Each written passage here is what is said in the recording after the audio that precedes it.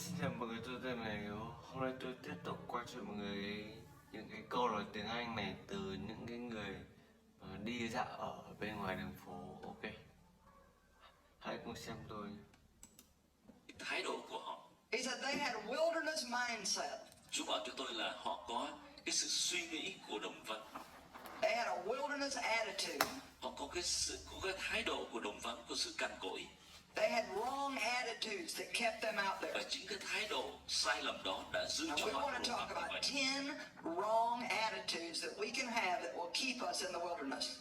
Và chúng ta sẽ đề cập đến 10 cái thái độ sai lầm mà giữ chúng ta ở trong vùng đồng vắng đó. You know, our minds are very, very, very important.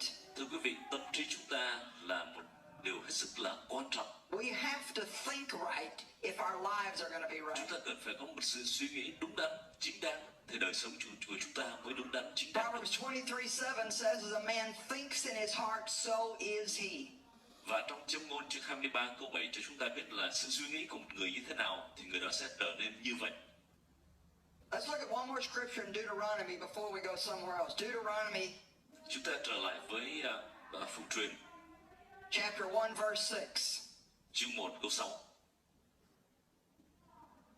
The Lord our God said to us in Horeb, you have dwelt long enough on this mountain. Giê-hô-va Đức Chúa Trời chúng ta có phán cùng chúng ta tại Horeb mà rằng các ngươi kiều ngụ trong núi này đã lâu quá.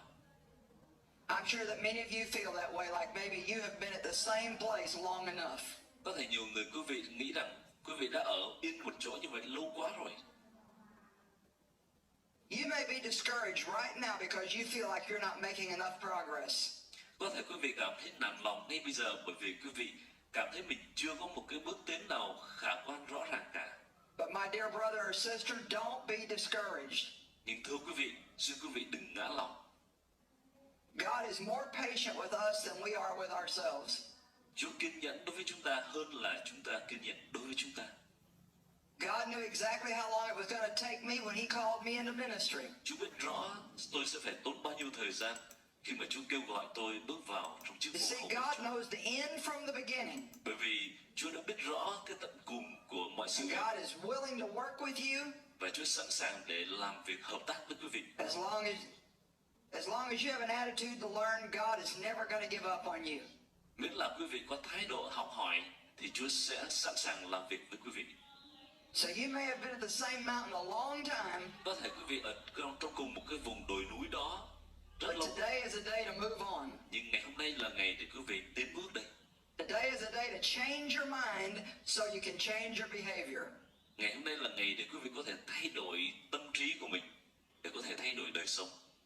The next scripture we want to look up is Colossians chapter 3. Và đợt kinh thánh chúng ta xem tiếp đó là trong Cô-lô-xê chương 3. Colossians chapter 3 verse 1 Cô-lô-xê chương 3 câu 1 and also verse 2. và câu 2.